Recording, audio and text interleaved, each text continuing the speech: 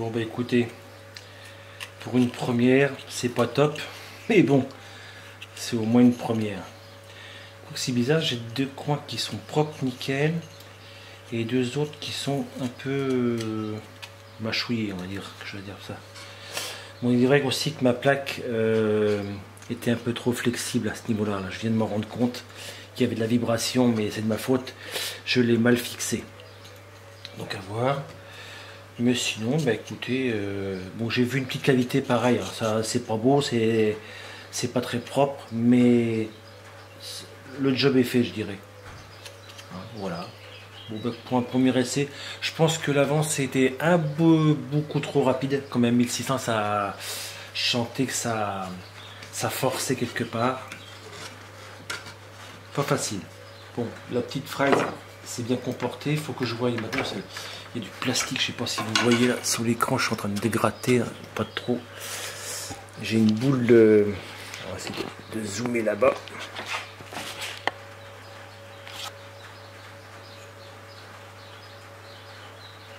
Voilà. Ça a fait un dépôt de plastique. Voilà. Ça a fait une petite boulette là.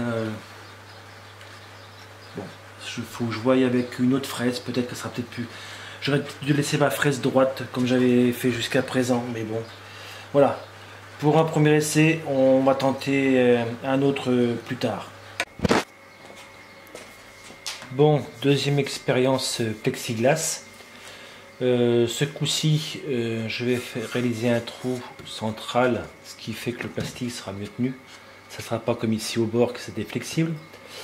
J'ai changé de fraise, j'ai mis une fraise hélicoïdale, une dent, je pense plus adaptée au travail du plexi.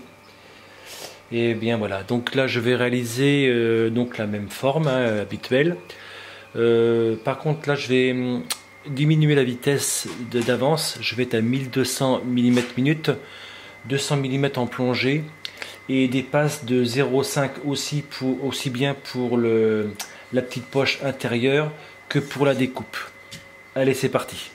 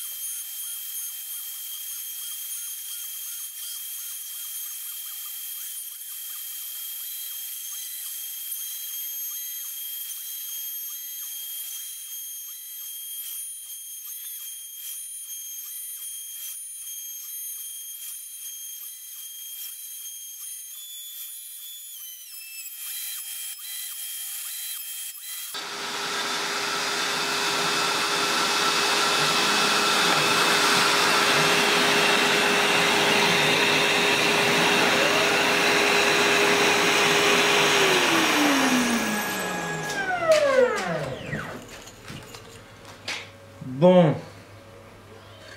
et bien la découpe du pourtour de la plaque, ça va bien. Par contre le morceau,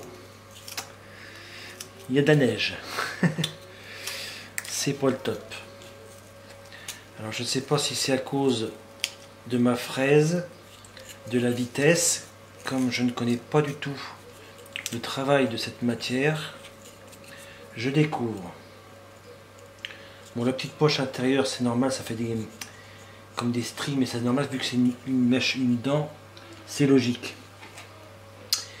Et bien, comme j'ai de la place, et bien, je vais m'en faire une troisième passe, mais ce coup-ci avec la fraise habituelle, ma fidèle petite deux dents droite en 4,22. Allez, je prépare et on y va. Bon, voilà. La 4,22 droite dedans est montée. Je refais toujours le même essai à 1200 mm, 200 de profondeur et des passes de 0,5 et on va voir ce que ça donne. Réglage du curseur sur allez, sur 4,5, 4, allez, sur 4 au départ. C'est parti.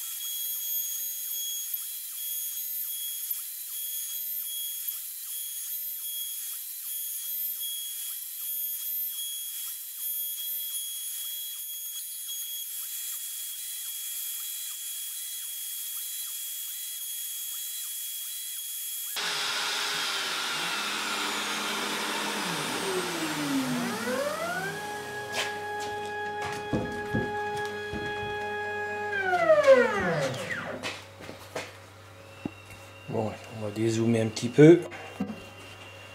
Ça sera un petit peu plus visible tout ça. Voilà.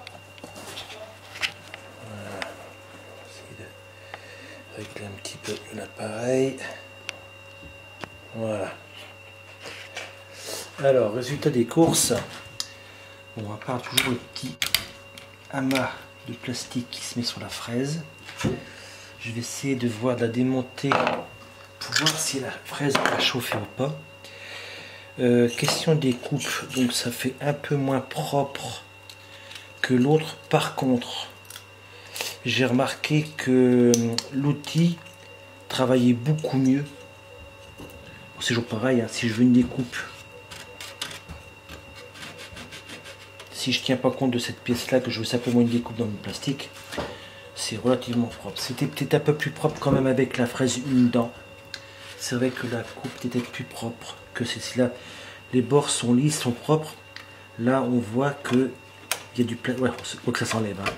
Oui, voilà, ça s'enlève. Donc, c'est juste une bavure de plastique qui avait chauffé et qui s'enlève, et simplement en grattant. Donc, non, c'est propre. Donc, dans ce cas-là, rien à dire. Voilà. Par contre, la pièce par elle-même, bon, quoique, quoique, non. Et bien, franchement, cette fameuse petite fraise droite, deux dents de 4,22, et bien, j'en suis super content. Je vais quand même regarder l'état de la fraise après avoir coupé, enfin travaillé dans du sapin, du chêne, du contreplaqué et maintenant le plastique. Voilà, si elle a peut-être avec l'éclairage, j'arrive pas à voir. Je vous abandonne 2 secondes, je vais voir la lumière naturelle et je reviens de suite. Écoutez donc, non, elle a peut-être bleui un tout petit peu par rapport à une neuve. Ah oui, tiens, je ne peux pas regarder par rapport à une neuve. Avec la lumière naturelle, avec la lumière artificielle.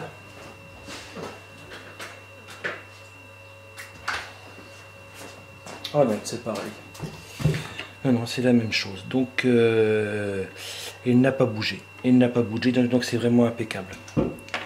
Donc, je vous mettrai le lien de ce que j'ai acheté, de celle-ci, par exemple. J'en ai 10, je crois, pour... je crois que c'est 16 €. Je me souviens plus exactement du prix, mais c'est très peu cher. Ah, bien sûr, hein, c'est pas fabriqué chez nous, vous avez compris. Donc voilà, et bien, écoutez, mon expérience de coupe plexiglas est quand même relativement concluante. Je pense que la vitesse de 1200 d'avance est beaucoup plus raisonnable dans ce type de matériau que 1600. 1600, ça allait au taquet, comme on dit. Hein. Ça a envoyé du lourd. Non, non, franchement, voilà. si on veut obtenir que la coupe elle-même dans la plaque, et ben c'est propre, il n'y a rien à dire. C'est sûr que le rejeton, lui, bon, les bords, ils sont pas top. Mais voilà, bon, la poche, ça je m'en doutais, hein. Ça a brûlé, c'est normal. C'est pas étudié pour non plus. Mais sinon, la coupe elle-même, je sais que je peux faire de la coupe dans du plexiglas pour faire un trou quelconque pour un passage d'un appareil quelconque ou autre. J'aurais plus qu'à essayer à faire carrément des trous, voir ce que ça donne. Voilà, se termine ainsi les essais sur les différents matériaux que je risque de travailler dans le futur. Il me resteront encore aussi les bois plus nobles comme je sais pas, du hêtre, des bois comme ça, du bouleau, je ne sais pas trop. Bon, mais vu comment ça se comportait dans le chêne, j'ai pas de soucis là-dessus. Bon ben voilà, bonne soirée à tous et puis à bientôt pour de nouvelles vidéos.